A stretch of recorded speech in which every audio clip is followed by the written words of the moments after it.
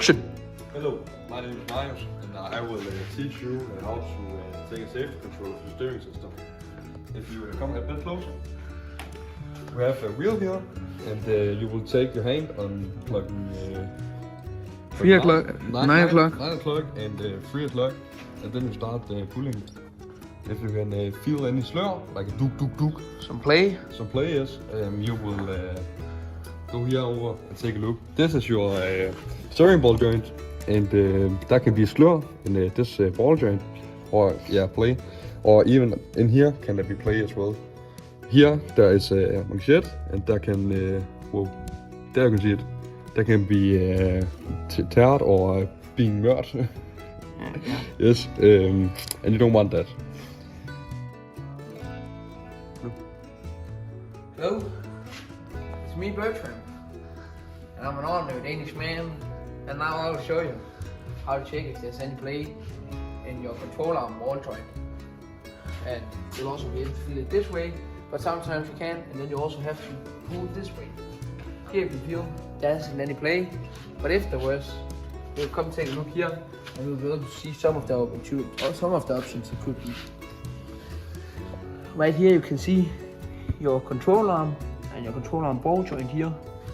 Then you can see if you pull the wheel like this, and then you feel on here if that moves, or you can see it move sometimes. If there's a lot of play, then you can see that that is the one that's playing. It can also be your wheel bearing that's playing when you do that, and if it moves, and it can also be your bearing up here, your turning bearing.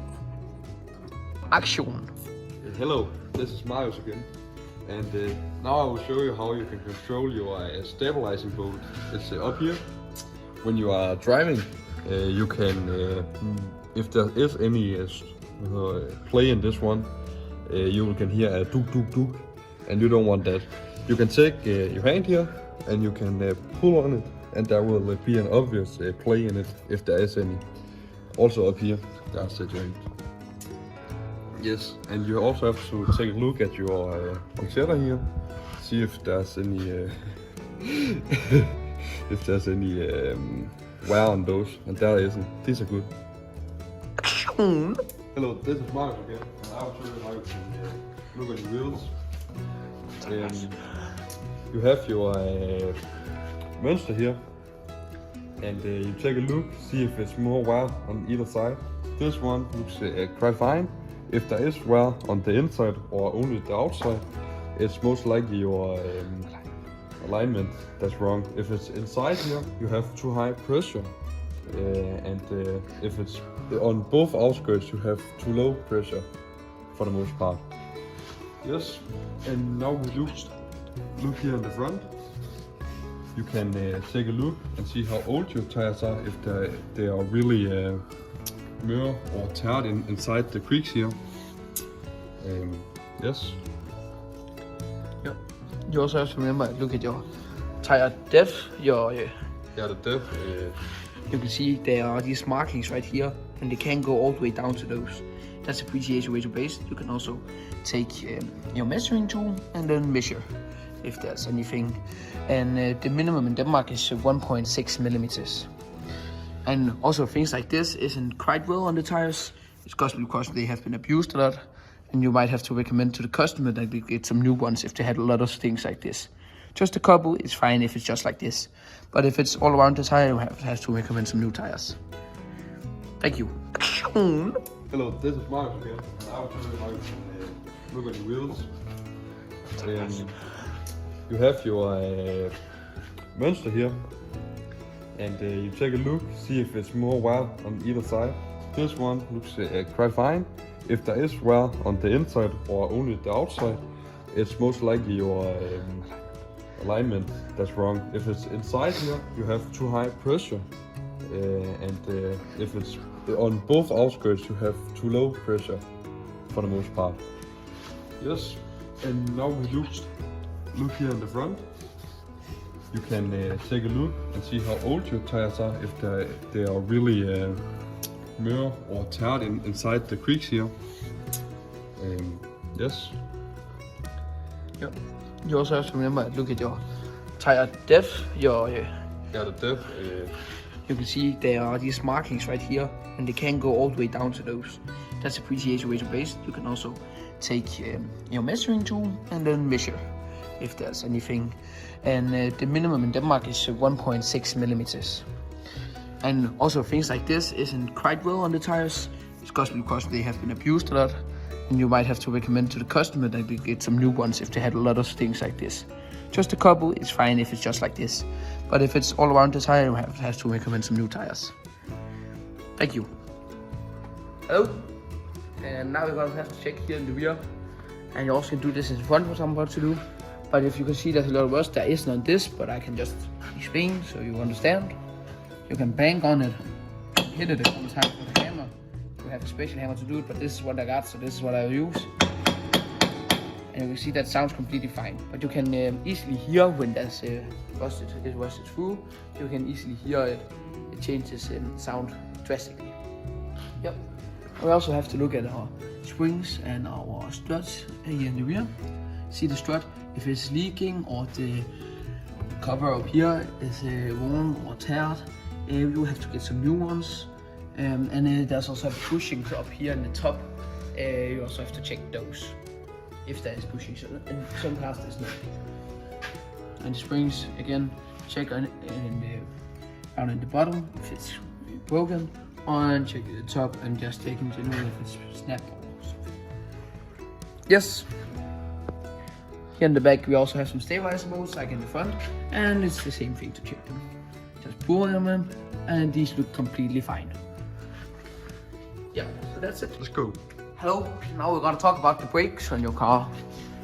We have your brakes right here, and the first thing I always check for, if there's a lot of edge on the brakes, on the side of the brakes, it usually means that there has been a lot of wear on the brakes, and then you might have to measure them and check if they are under the minimum required width.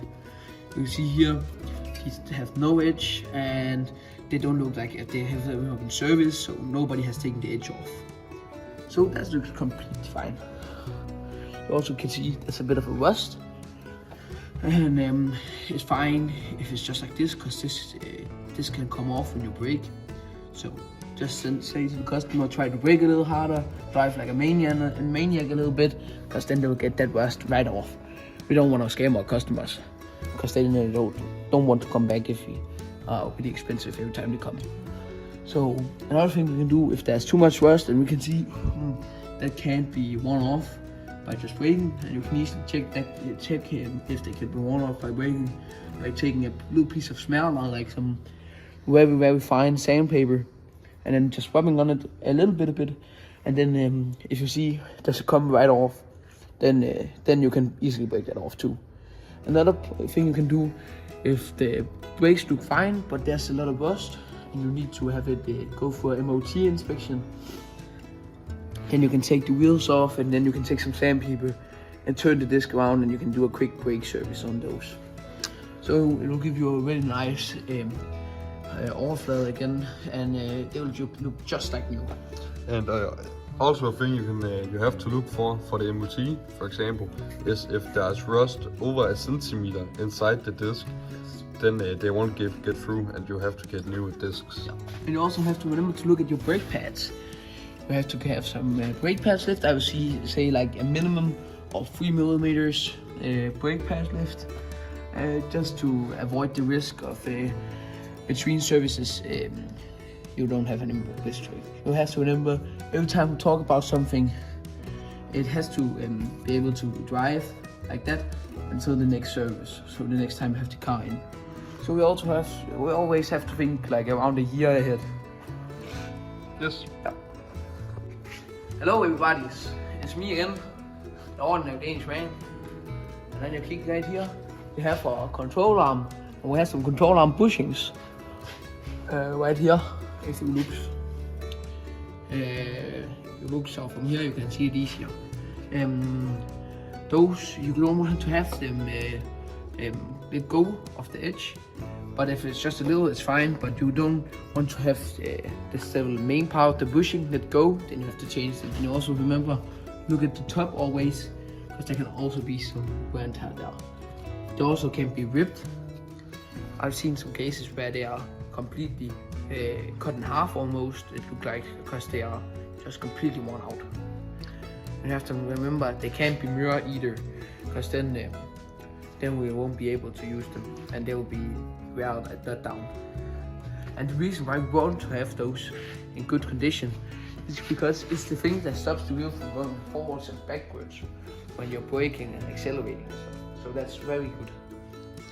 For the other main, how many bushings is there? Yeah, we have one bushing here, one bushing here. Okay. On this side. Okay. And over here we have two more bushing. One there, one here. All right. Yes. Well, thank you. No problem. Yes. And come closer, please. You can see you have a lot of manchettes and stuff. You have this one right here, and in general, all those things you have to check and make sure that they're not worn out or there's holes in them. And especially these, because if they wore out, you get a lot of noise from those joints. Because there's a lot of fuck. Moment. Moment. Yeah, there's a lot of moment and a lot of torque in those ones. So yeah, if they start to leak, it'll be very bad for your CV joints. Yes. Yep. Hello, this is Marius again, and I will show you how you can check your springs and your